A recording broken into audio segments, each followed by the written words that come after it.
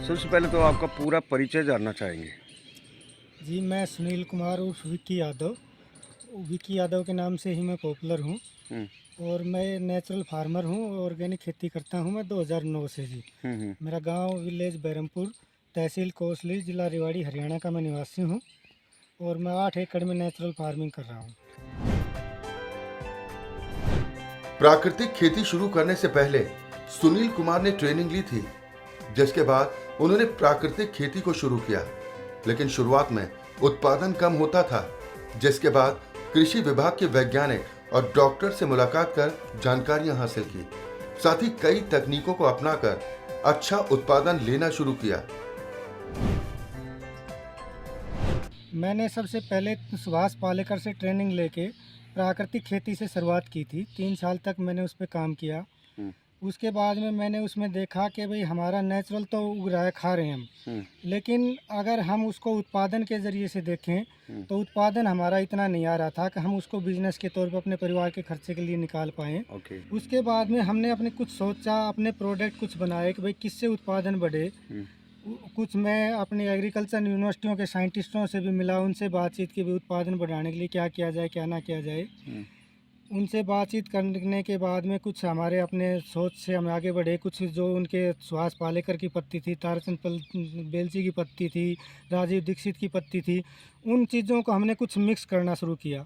हुँ, अपने हिसाब से उनमें वो चेंजिंग करके कुछ प्रोडक्ट बनाए। हुँ, उससे हमारे कुछ उत्पादन में सुधार आया। हुँ, जब उत्पादन बढ़ने लगा तो हमारी उस ऑर्गेनिक नेचुरल फार्मिंग की तरफ रुचि बढ़ी। हुँ। और हमने कुछ अपनी ऐसी चीज़ें तैयार करी कि किसान का खर्चा भी ना के बराबर हो और उत्पादन भी केमिकल के बराबर आ जाए। प्रगतिशील किसान सुनील कुमार ने बताया कि प्राकृतिक खेती करने के साथ साथ अनाज के बीज पर भी काम करते हैं, क्योंकि जब भी कृषि वैज्ञानिक नए बीज पर रिसर्च करते हैं तो उनसे भी संपर्क करते हैं और बीज सैंपल के तौर पर उपलब्ध करवाते हैं, जिससे बीज की गुणवत्ता के बारे में पता लगता है। अब हमारा सवाल आपसे ये है कि आप जैसे सरसों उगा रहे हैं या गेहूँ उगा रहे हैं ऑर्गेनिक के नाम से, आप इसे ऑर्गेनिक बता रहे हैं। बीज भी आप यहाँ पर बीजों का भी हाँ, उत्पाद कर बीजों रहे का। हैं और बीज किस प्रकार से आप बीज का उत्पाद करते हैं और कहाँ इसको आप देते हैं?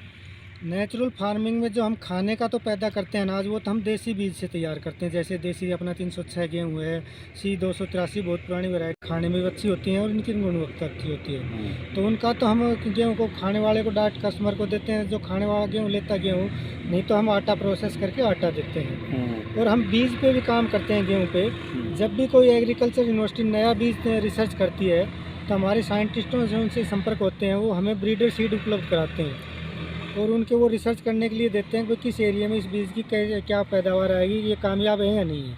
वो अच्छे किसानों को वो बीज देते हैं। तो वो ब्रीडर सीड जब हमारे पास आता है तो हम उसको लगा के किसान को उसका बीज तैयार करके देते हैं। प्रगतिशील किसान सुनील कुमार ने लोगों को संदेश देते हुए कहा कि ताजा पिसा हुआ ऑर्गेनिक आटा ही खाना चाहिए, क्योंकि ज्यादा दिन रखे हुए आटे में ग्लूटोन की मात्रा बढ़ जाती है, जिससे डायबिटीज की बीमारी होती है। क्या सजेस्ट करेंगे लोगों को, क्योंकि आमतौर पर तो बाज़ार में मिलने वाली थैलियों का आटा ही लोग यूज़ कर रहे हैं। आपकी तरफ से क्या सुझाव कि लोगों को इस भयंकर बीमारियों का सामना ना करना पड़े? मेरा हमेशा अपने कस्टमर को ये सुझाव रहता है। हमारे कस्टमर कई बार क्या होता है कि भाई महीने तक का आटा मांग लेते हैं, 10 से 15 केजी आटा। मैक्सिमम एक परिवार में 4 लोग ही होते हैं आज के टाइम में।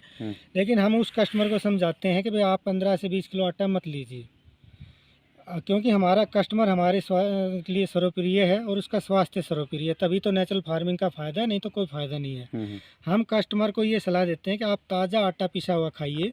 कोशिश करिए, घर में छोटी चक्कियाँ आ रही हैं आजकल लकड़ी के बेलन की, उसको आप घर में लाइए और गेहूँ खरीद के ऑर्गेनिक का आप ताज़ा पीस के खाइए, ताकि आपको डायबिटीज़, आपके परिवार को डायबिटीज़ मेन होने का कारण ये होता है, मीठे खाने से डायबिटीज़ नहीं होती। गेहूँ का आप जितना भी पुराना आटा खाएंगे और उसमें ग्लूटोन की मात्रा बढ़ती है, रोज़ परसेंटेज बढ़ती है। जब शरीर में पूरा ग्लूटोन जाएगा तो डायबिटीज़ होगी। ये सबसे मेन कारण है गेहूँ का पुराना आटा खाने से डायबिटीज़। प्रगतिशील किसान सुनील कुमार बताते हैं कि मार्केटिंग के लिए उन्होंने अपना ऑर्गेनिक स्टोर खोला हुआ है, जिससे वो ऑनलाइन ऑर्डर लेकर होम डिलीवरी भी करते हैं। उन्होंने बताया कि देश भर के करीब 3000 किसान उनसे जुड़े हैं। इतना ही नहीं, उन्होंने किसान और उपभोक्ता को डायरेक्ट जोड़ने का काम भी किया है, जिससे दोनों को फायदा हो रहा है।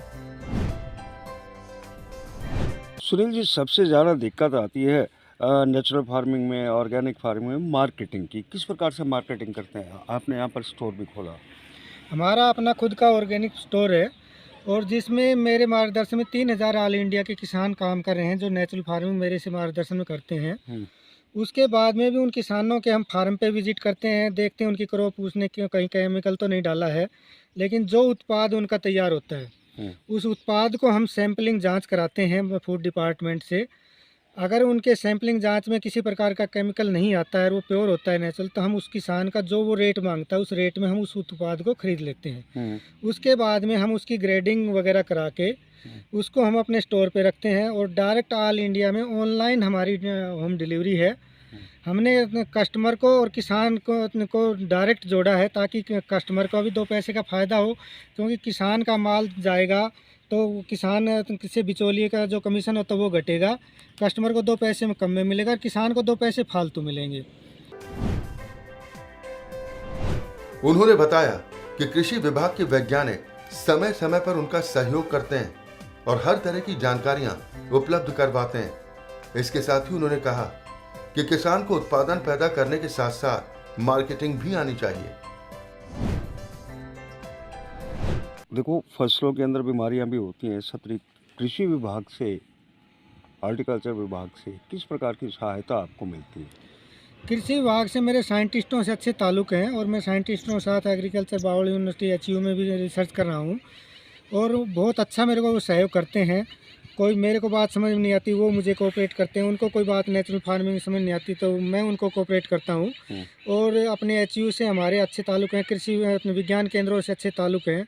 और दूसरा, मैं सभी किसान साथियों को भी ये कहता हूँ, जिनको भी नेचुरल फार्मिंग करनी हो या मार्केटिंग करनी हो, जब तक किसान मार्केटिंग करना नहीं सीखेगा ना, उत्पादन करने का कोई फ़ायदा नहीं है।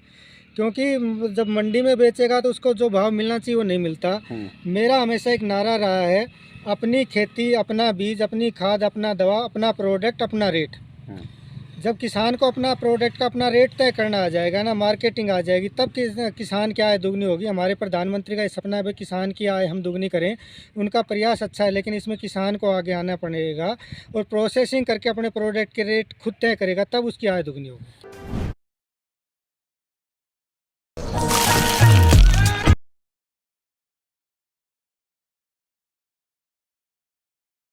ट्रेनिंग देते हैं और खेती बाड़ी में उनका पूरा सहयोग करते हैं। साथ ही किसानों को मार्केट भी मुहैया करवाते हैं।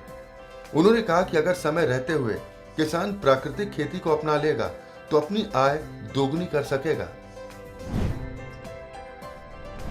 मैं तो सबसे एक चीज़, किसान को मैं ट्रेनिंग भी देता हूँ फ्री ऑफ कॉस्ट, और जो किसान मेरे यहाँ विज़िट करना चाहते हैं मैं उनको फ्री ऑफ कॉस्ट रहने की सब कुछ सुविधा होती है मेरे पास, उनका पूरा सहयोग करता हूँ और मार्केटिंग में भी उनकी हेल्प करता हूँ।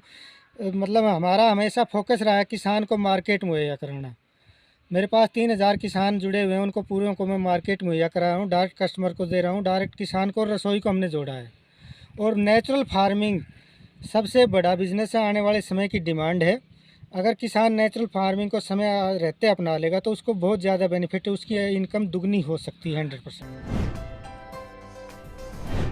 प्रगतिशील किसान सुनील कुमार ने कहा कि केंद्र सरकार और हरियाणा सरकार की सभी नीतियां काफी अच्छी हैं, जिससे किसानों को काफी लाभ मिल रहा है। अभी आपने कहा कि इनकम दुगनी हो सकती है। सरकार भी चाहती है कि किसान को कैसे उन्नत किया जाए, कैसे उसकी इनकम को दोगुना किया जाए। सरकार की कल्याणकारी योजनाओं के लिए किस प्रकार सरकार का आप धन्यवाद करेंगे? सरकार की नीतियाँ हमारी की बहुत अच्छी हैं, हमारे प्रधानमंत्री की भी और हरियाणा सरकार की भी, लेकिन हम किसान को भी उन नीतियों पर रियल में काम करना पड़ेगा, तभी हमें बेनिफिट मिल पाएगा। सरकार की कोशिश से अकेले काम नहीं चलने वाला। किसान को मेहनत करनी पड़ेगी, अपने जज्बे और जज्बात को आगे बढ़ा के लगन से काम करेगा, तभी किसान की आय दुगनी हो पाएगी। उन्होंने लोगों को सुझाव देते हुए कहा कि कैंसर जैसी गंभीर बीमारियों से बचने के लिए ऑर्गेनिक खानपान को अपनाना चाहिए, क्योंकि ऑर्गेनिक खानपान समय की मांग है जो बेहद जरूरी भी है। हमारा आखिरी सवाल एक और आपसे, अभी हमने पहले भी पूछा आपसे कि आम जनता जो बाज़ार की जो विषाक्त सब्जियाँ, यूरिया युक्त आटा, दूसरी चीज़ें, दालें खा रही है और कैंसर जैसी बीमारियों से पीड़ित भी हो रही है, उनके लिए क्या सुझाव?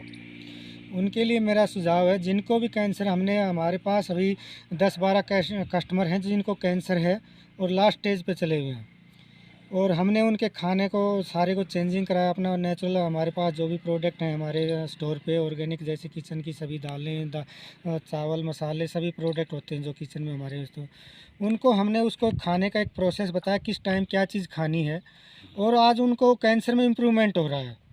ये सबसे बड़ी हमारे किसानों के लिए भी खुशी की बात है और हमारे कस्टमर के लिए भी खुशी की बात है कि नेचुरल खाने से जब कैंसर तक की बीमारी ठीक हो सकती है तो नेचुरल खाना बहुत ज़रूरी है। ये समय की डिमांड है, क्योंकि आज हमने केमिकल खा खा के दुनिया भर की बीमारियां पाल ली है। अगर आपने बीमारियों से बचना है तो नेचुरल खाने पे आना ही पड़ेगा। सूबे के मुख्यमंत्री मनोहर लाल और कृषि एवं किसान कल्याण मंत्री जेपी दलाल किसानों के हित में नए नए फैसले ले रहे हैं, क्योंकि उनका उद्देश्य किसानों की आमदनी को दोगुनी करना है, जिसका लाभ किसानों को भरपूर मिल रहा है, जिसकी बदौलत प्रदेश का किसान खुशहाल होता जा रहा है।